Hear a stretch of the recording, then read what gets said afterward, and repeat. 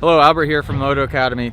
We flew in a Moto Academy subscriber. We got fire at will here. Yo, buddy. He is barely warmed up, but that's okay. We're gonna toss him right into a private lesson, and we're going to work this tight inside rut. So his struggle right away in the warm-up was he's used to a 350, so being able to kind of just leave it in a taller gear and get a little lazy with it. On the 250, especially being a bigger dude, you have to shift like crazy. So we're gonna just talk about shifting points, body position, all that good stuff, get you consistent in the ruts, get some flow going, and then we're gonna take you to do some jumps because he hasn't been on a motocross track yet. Never. Yeah, we need to point out that this is your first time on a track. It is, yeah. Period. I'm a total rookie. I worked in the desert in a turn track for a little while.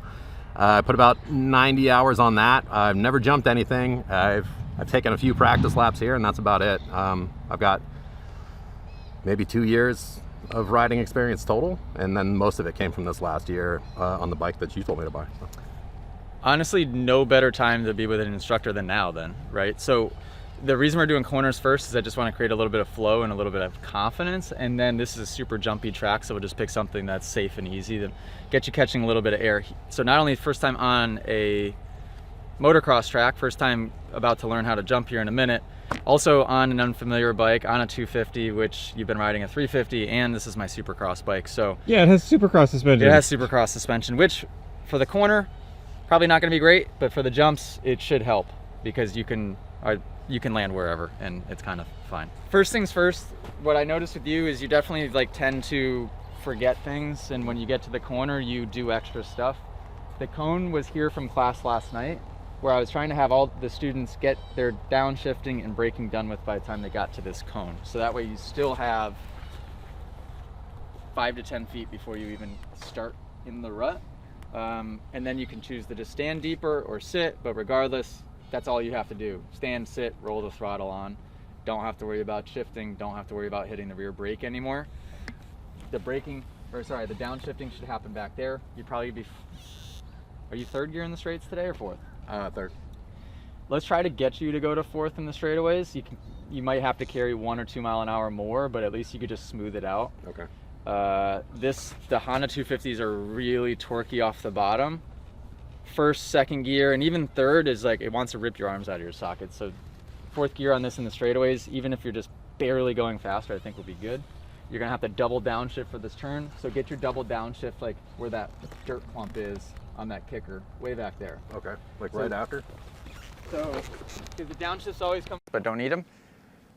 I'm gonna demonstrate through. I really recommend your first pass through, just stay standing. Okay. In my opinion, it always makes it easier. And then I'm sure you've watched enough videos, stay standing the first couple of times until you're pretty darn comfortable.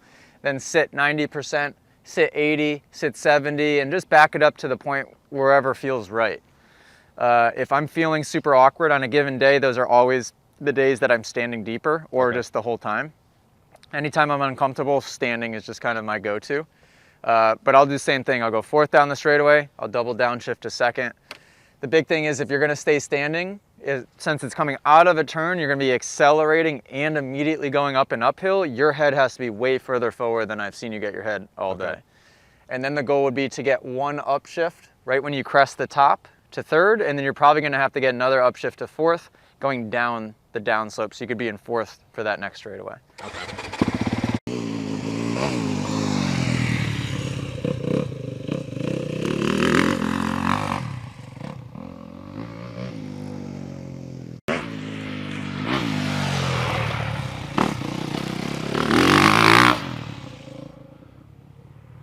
Double downshift, and then you're just kind of floating the front brake all the way from here and then keeping that. Yeah, let me do one more through. Stand on this side, just watch my finger on the front brake and just watch what I'm doing with it. I'm gonna go no rear brake at all. All right.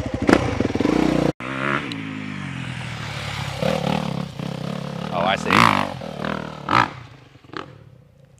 It's amazing how riding this much lately, I feel so comfortable on the bike, it's unbelievable. You look comfortable, I feel like I could do anything I want. No pressure, it's just my supercross bike. I already went down once, so if you crash it, we're putting you on an early flight home.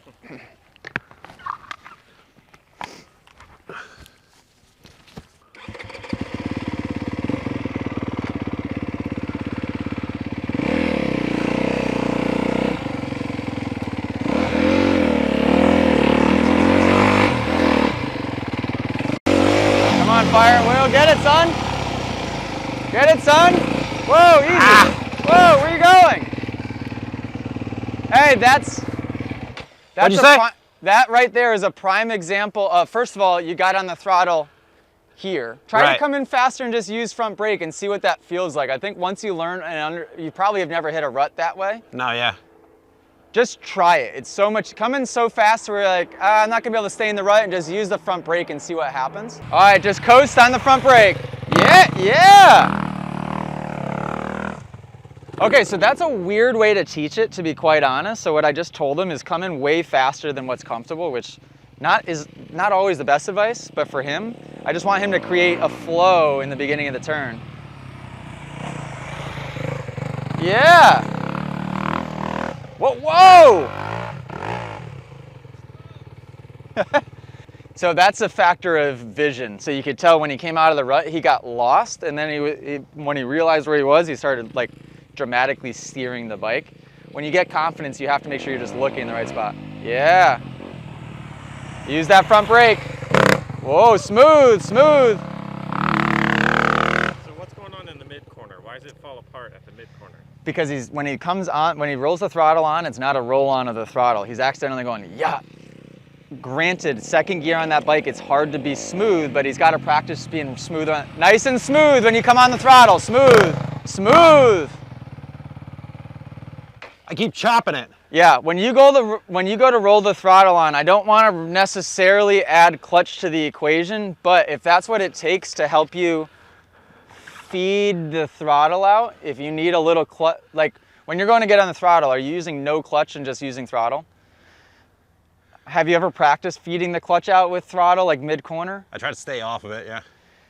I'm telling him so many things that I wouldn't necessarily tell everybody, but I think that you need to add a little bit of clutch modulation with that. So like, I use the clutch in the corner, and it is only to make sure that my throttle hand doesn't do what yours is doing.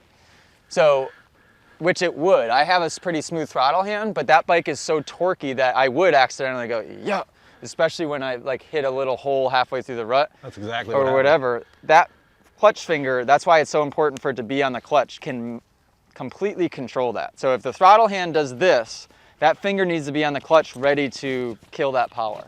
Just make sure you keep a finger here and just try to practice that. Your first one was the best.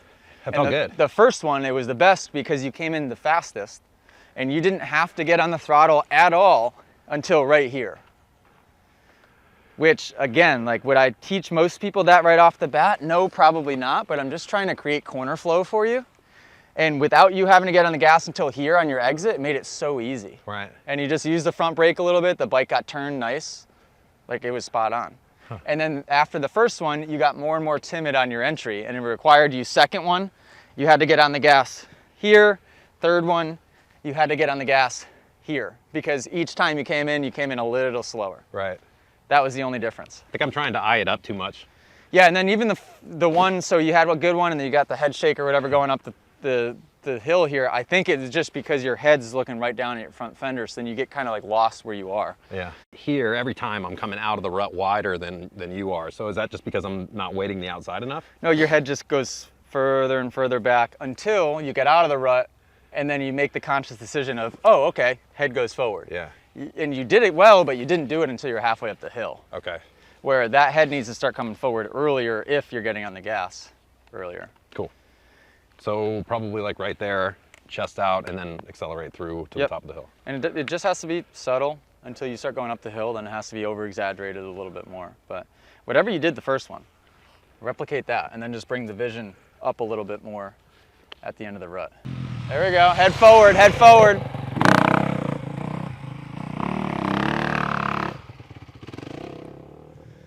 A lot of steering around the corner, just like my students were doing last night. Not any lean angle at all, and just trying to turn the handlebars. We want to lean with the knees. Head forward, lean that thing with your knees. Yeah, not bad. Oh, good, head forward, I like it. There we go, keep that head forward, eyes up. Those were not bad. This next one, I want you to not try to get around the turn without turning the handlebars at all. Don't steer the handlebars at all. Okay. To turn the bike standing, all you have to do is just lean it with your hips and with your knees. You're trying to do this around the corner and it's standing the bike up. Okay. So that's simple fix, but it's just gonna take you some thinking to not do that. That's why I've gone so tight with the steering stem, because I'm just trying to not turn the handlebars. That's completely different to feel, but it does feel better. Yeah, and that's why standing up is so helpful though. Just really lean that thing underneath you. So much pressure for him to just start right there. It's like he's dropping in for a freestyle run. All right, here it is. He's got one shot at it. Don't turn those bars, look up. Okay, even though he rode out of the rut, in my opinion, that was better. This is why standing can be so helpful. You have to just lean the bike with the hips and the knees, not turn the handlebars. Head forward, front brake. Yeah, there we go. Now this should start to instill some confidence. That was by far his best one yet. He actually even got some good scrapage on the inside foot peg because he got that lean angle. Just like last one, eyes up, lean that thing with the knees.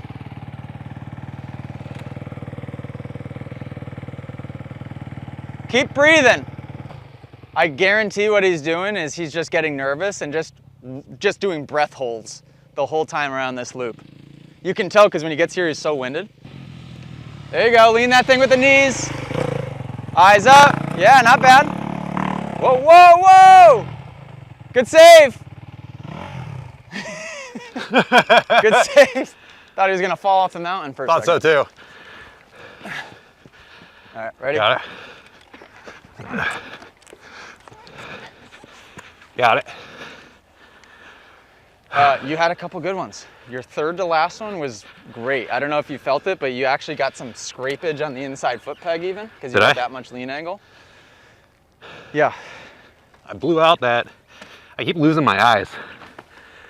That's the hardest part for people typically, is figuring out where to look, because you're also worried about 15 other things. But And forgetting to breathe. yeah, I mean, afraid I can breathe. Is that what you just said? Yeah. I just told these guys, I'm like, I guarantee what he's doing without realizing is he's doing breath holds the whole lap. And breathing before we wrap up this session. I had a little conversation with Chance Hymas at the track the other day, because he's been riding really well, but he was getting tired a little bit in his laps only after the whoops. And he's like, he's hitting the whoops really well, but he's like, I just feel as though I'm not breathing at all when I get into the things, because what happens when you're even a little nervous is you go, you do like a half breath in and then you just hold it. So what I was taught is that, I mean, look at a boxer when they throw a punch, look at a tennis player when they hit the ball, like it's exhales. Right. So you just have to be smart about timing. When you come up this jump and crest the top, you're letting out an exhale. When you come into the turn, you're letting out an exhale. So what I told him for the whoops is what it's actually supposed to be is one controlled exhale the entire whoop section. Oh, wow. So you would take an inhale at the end of the turn and then let out one exhale the whole time.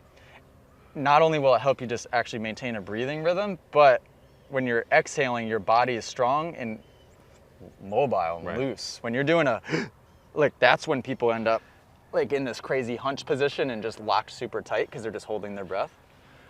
And he went and did it a couple times and he was like, holy crap, that's it. Yeah. I just have to practice that. Both times I almost went off the side of the hill here. Could you imagine? Just twice. disappears off the mountain. Super crossed it, like right off the side. But you'll see when you watch back the footage.